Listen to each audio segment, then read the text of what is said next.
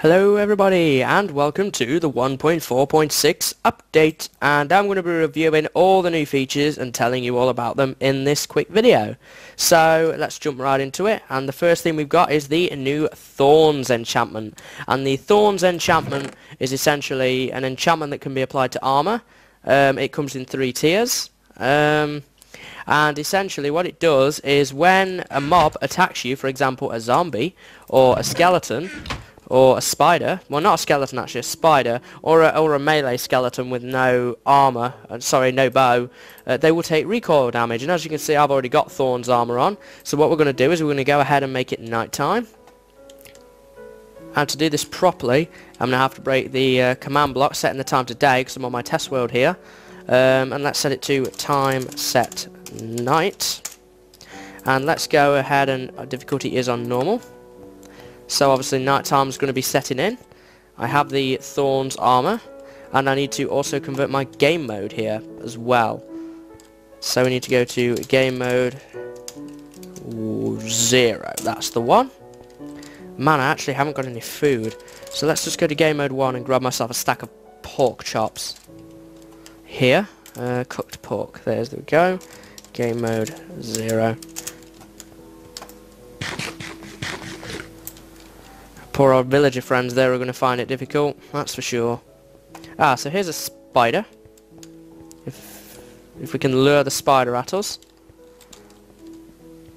So if the spider attacks us, as you can see, it takes a bit of damage back. So there's a little advantage for you. In fact, it looks like the skeleton, when it shoots you, actually takes damage. I don't think it's meant to do that. Yeah, that's not... I think that's a bug. I think that's actually a bug, because how can he take recoil damage? That doesn't work. That does not work. But yeah, what it does is it gives mobs recoil damage when they attack you. And this will happen, obviously, from all mobs, by the looks of things. I just thought it was creepers, well, it won't be creepers, sorry, skeletons, not skeletons again, sorry, spiders, zombies and endermen, and zombie pigmen of course, but obviously not. And I want you out of my hair while I change my game mode back to 1. And you need to get out of here. And you need to get out of here too. So yeah, Thorns enchantment. And next we need to go ahead and go back into time set day. And I'm also going to reset the thing to peaceful as well for the next thing. So some enchantments have been improved, and these are fire and blast protection have been improved. They have well, fire protection now extinguishes fire more quickly. So if you set yourself on fire and you have fire protection on, you will get extinguished more quickly. So if you don't have access to fire resistance potions, then that might be a good enchant for you now. And blast protection now reduces explosion recoil. And my understanding of explosion recoil is the knockback from, say, a creeper explosion is what that's for. And protection is no longer as good as a specific protection enchantment. So Protection 4 is not as good as at defending arrows, for example, as projectile protection 4. So they've kind of nerfed that a bit. So yeah, they've added a touchscreen mode setting. So if you go into options, you can have touchscreen mode on or off. Obviously I'm playing on PC, so I don't need this. But it's designed mainly for inventories, and you can drag and drop items and press for a long time to halve the stack before dragging. And that pretty much covers that. They've added and changed many little minor things, the back end stuff, and this includes they've made items drop in 3D and appear 3D in item frames. So this is everything that's not a block. So if I drop this sign here, as you can see, it's now rendered in 3D. Now this only occurs on fancy graphics. It doesn't occur in, and it happens for all items by the way, it doesn't occur in fast graphics. Something to take note of. And it also now has this 3D beveled effect if you look at it in an item frame. So if I pop this spider eye in there, as you can see, it kind of has a bit of a beveled effect now, whereas it didn't before. So that's just something to take into consideration. As you can see down below, there is a tool highlight now for when switching between items in the hotbar. As you can see, crafting table, bow, diamond sword, firework, whatever. This can be disabled, and I will probably disable this in the options text file, and that is held item tooltips. You can disable that by just typing in false next to that. So yeah, right clicking. Now this is a cool feature. Right clicking while holding shift enables you to place items on things like crafting tables and furnaces. It's things with a GUI essentially, so like stuff like chests. You can do it on chests, for example. That kind of thing, crafting tables. So this is a long-term feature I've always wanted to see, is to be able to do this. Yeah. So you don't have that ugly looking thing, and you could actually put all sorts around them essentially. You can put buttons on, levers, you name it. This is quite useful for dispensers as well. So now you can shoot a button without any redstone on the side of a dispenser, and it will fire something out at you. So really handy stuff there. So yeah, dropping items now while holding control will drop the whole stack rather than just one item. So I'm holding control right now. If I press Q, the whole stack gets dropped, and that's what multiple items look like in 3D, by the way. So there you go with that. Pretty useful feature. There is a default resolution setting been added behind the scenes in the text file, again the options text file, and that default resolution setting is just at the moment the normal window size, but if you record, for example, like me, and you want to record in 720p, you can customize your options there to make Minecraft launch at a specific size. Of course you can scale it down or put it to full screen or whatever you want to do, but I think I'm going to do that after this video in preparation for my next video, so that I have a full accurate 720p size screen, and I don't have to use a program like Sizer to do that for me. Please do take note though, if you are doing that, it's not exactly the numbers that 720p is, because that accounts for the bars around the actual Minecraft thing as well. So just remember that it might be the number is a bit bigger or a bit smaller, depending on what you want to record at. So, there's been a bunch of bug fixes. I'm not going to go into them particularly. There has been a warning for users playing Minecraft on soon-to-be unsupported Power PCs and those using Java 5.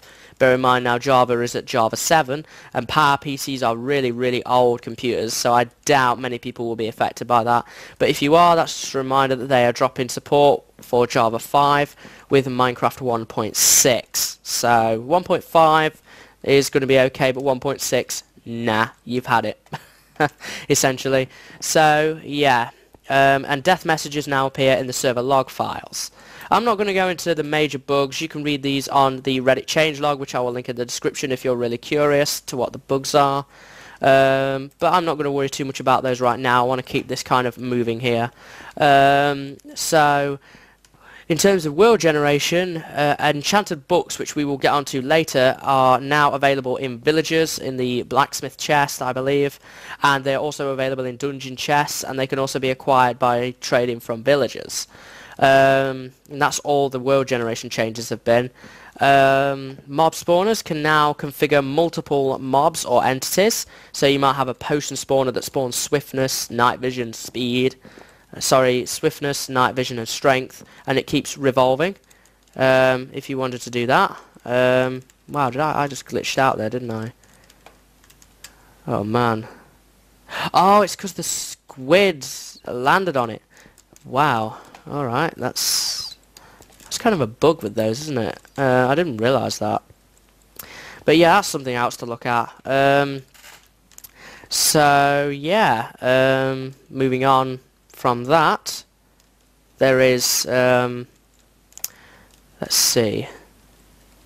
Oh yeah, I was back on the mob spawners. The mob spawners can spawn multiple entities, or mobs, so you can have really compact spawners.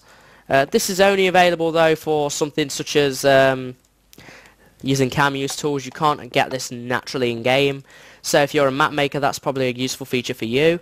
Nether brick slabs, these have been added, something which was requested at Minecon 2012 with the nether brick slabs, and they are crafted using 3 pieces of nether brick in this fashion, and you get 6 nether brick slabs. Quite useful for making anything using nether bricks. And now onto the biggie, the enchanted books. If you actually go into miscellaneous, you will see all the... Is it not miscellaneous? I thought it was. Obviously, oh, it's split up between combat and tools. But if you just type in book, we have enchantable books for every available enchantment in the game. And what these are actually used for is you can enchant items with these. So for example, I could get a sharpness 5 enchanted book, and I could apply it to, I don't know, a sword. Maybe, let's just do a diamond sword. And you combine these using an anvil, and you can pay an enchantment cost and get that enchantment. Now, they're not only just available from the places I've already stated, but you can actually get a book, just a normal book, crafted in the normal way, pop it in your enchanter, and give it a level. Let's give it a level 30, and then you get the resulting outcome. In this case, it was Protection 3. So, I have a Protection 3 book. I can now use this on an item, such as a piece of armor, and I could get that enchantment. Now, it varies. This thing is... it's mediocre at best. This is more of a map making tool for me than it is for use in game. Unless you find the really cool enchantments, sort of from the dungeon chests, I would probably not use this in game. It gives you a way of finding out enchantments, so before you actually enchant an item.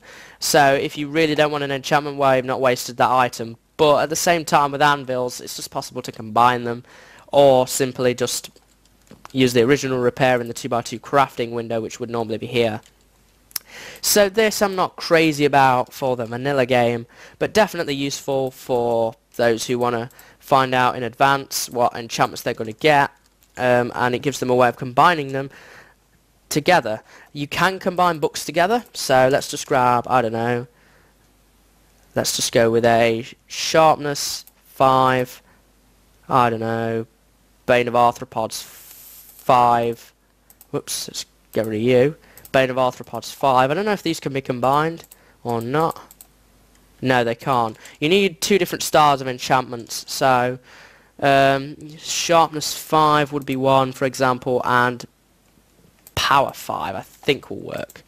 So if you went sharpness 5, power 5, you could combine those for 11 and you would get both of those. So then you could in turn enchant this on a bow, for example, put this together, and you'll get a sharpness 5, power 5 bow. So that would be quite useful. You've got power 5 shot, and then you've got sharpness 5 to smack things at the same time. Really, really useful stuff. Though I don't know if this would work in survival, because now in creative we can enchant any item using these books. So if I got a sharpness 5 book and I combine it with this piece of bedrock here, I would get a sharpness 5 piece of bedrock. Again, something very useful to take into consideration is stuff like that. Any item can now be enchanted, another great map making feature there. In terms of other things that have changed, they can be obviously applied using the anvil. You can't apply them using the enchanter. As I've said, they are sold by villagers and found in dungeon and village chests. They can now be found in loot chests and by trading with villagers. Unbreaking can now be applied to anything with durability, so shears, flint and steel, or any of the commonly known items that we use today. For example, finally at last you can enchant a hoe, so you get an unbreaking hoe. I don't know why you'd want to do that, but you could enchant a hoe if you really want to. Efficiency and silk touch can now be applied to shears. Well, just the silk touch on its own is 6 levels, so it's a very, very reasonable cost. But it's getting the silk touch in the first place, which is hard. So you can apply that, and you can finally collect cobwebs. So if you want to collect cobwebs for use in your designs in a survival world, then you now have silk touch shears to do that. And also sharpness, smite, and bane of arthropods can now be applied to axes as well as swords. So you do have the option to enchant your axe, and I think it's a little bit cheaper. And it also provides an alternative weapon. So yeah, that pretty much covers the enchanting changes. And on to the next thing, bows. Bows have been changed. Bows now have a sound when you indicate you hit a player with another arrow. So it doesn't work for yourself, but if you hit another player in PvP with an arrow, it will make a little noise. And also arrows render further now. So as you can see, that arrow is off there in the distance. They now render further.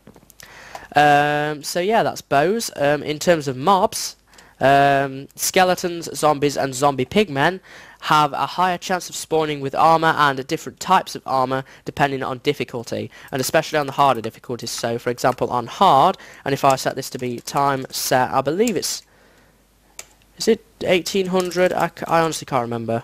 Yeah. And mobs now begin to spawn. You'll get a higher chance of mobs actually spawning with armor. And their type of armor will be drastically increased. And it also varies quite a bit. So you'll see now mobs with bits of armor. Wow, and you actually can't find any. I've seen some earlier. For example, yeah, there's a zombie over there with some leather on, and it will the chances of being increased quite a bit. This affects zombies, skeletons, and zombie pigmen. So yeah, pretty cool. What's this guy got? Is that a diamond sword or is it an iron one? I think it's an enchanted iron one, so you can now get enemies with an enchanted iron one, for example. They still don't have a high chance of dropping the goods they have, but they are certainly a lot more dangerous, and if you could acquire one, especially earlier in the game, from say a zombie, then you might be in luck, especially for custom maps as well. I don't think they can spawn with diamond. I think there is a very, very small chance in the algorithm that they can, but most likely you're going to find stuff like iron, gold, leather, perhaps I've seen some chain enemies as well. There's a higher chance of them spawning in chain armor now too. But honestly, it's quite hard to demonstrate because it's all based on luck rather than it is other things. 2 hits with this sharpness 5 bow, and then a bit of fall damage, and you're well away. I'm trying to locate some more armoured mobs, but there doesn't seem to be many. Quiet night tonight. You have to start killing a few. Interesting. Obviously it doesn't affect other mobs, such as creepers and spiders and stuff. It doesn't affect those. Man, there is a quiet night. There is simply just no mobs around that want to wear any armour. But yeah, I can assure you, the mobs that are around have a higher chance of spawning with armour. Or, for example, on skeletons, enchanted bows. So that's something just to take into consideration. Here's a dude with his all gold armour on.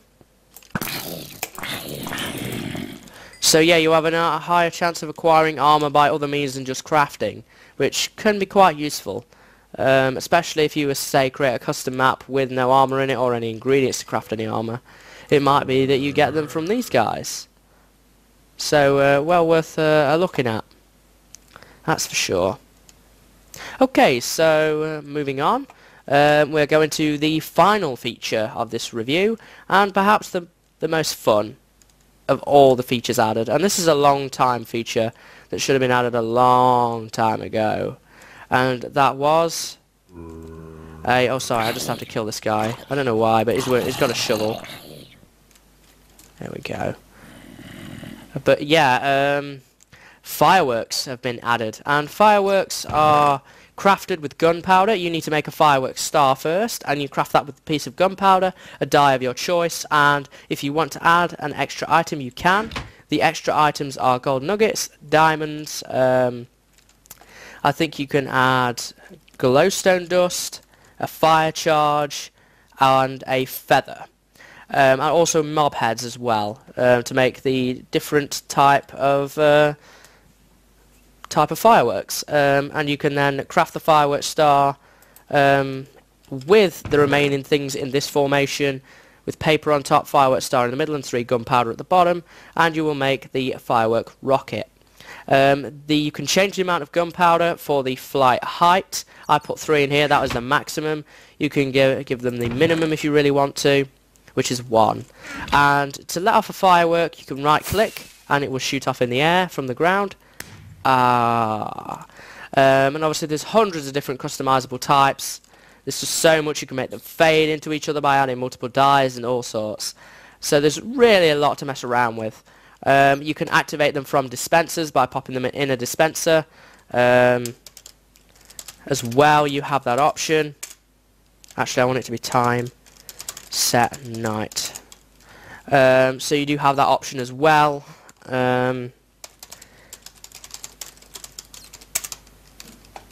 And also you can set up now spawners as well with them. So you have all the options available there for you. And if you watch Ethos LP, the latest episode of Ethos LP, I will link that in the description as well, you'll be able to check out a fireworks show he put together for his 500,000th subscriber special. And that's just a cool way of using the different types of fireworks. For fireworks, you are going to need a lot of gunpowder in a survival world. Without a doubt, you're going to need a lot of gunpowder. Get away from my portal, you. But at the end of the day, these are pretty cool stuff to be using. And ultimately, it's just a fun little side addition to the game, I think, and it will provide a lot of fun and excitement for the different randomised firework displays. And here is a random spawner that has been created showing off fireworks. Right over there.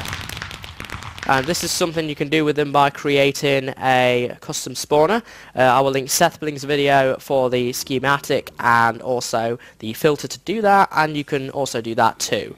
So this is a completely random one, and what we're going to do is we're going to round off the video now. I've shown you everything to do with 1.4.6 with this lovely fireworks display, and starting next week, I believe, will be the beginning of the Minecraft 1.5 snapshots.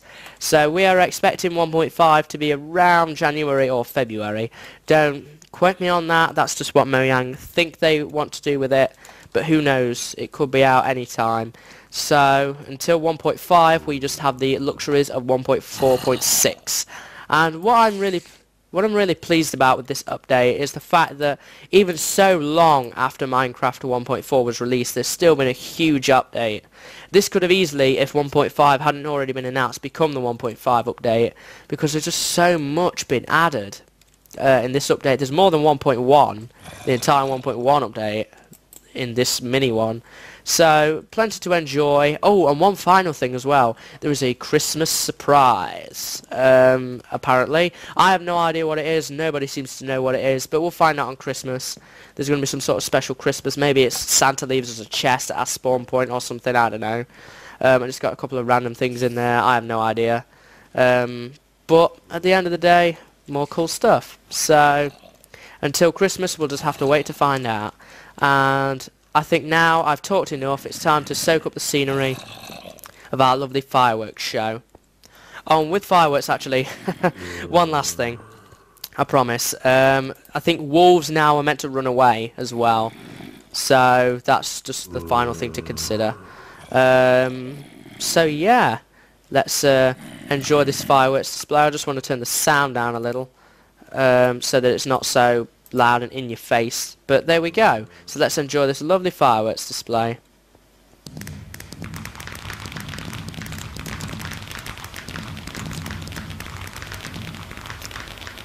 Lovely, isn't it? You just have to stand here. You can change the radius on this if you really want. All manner of different colours and excitements. You can change the radius and all sorts. I love the creeper faces. Lovely. Just lovely.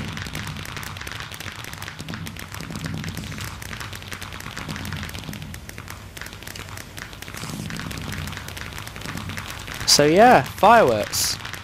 So the display seems to be coming towards an end now, so let's see the final set of them go.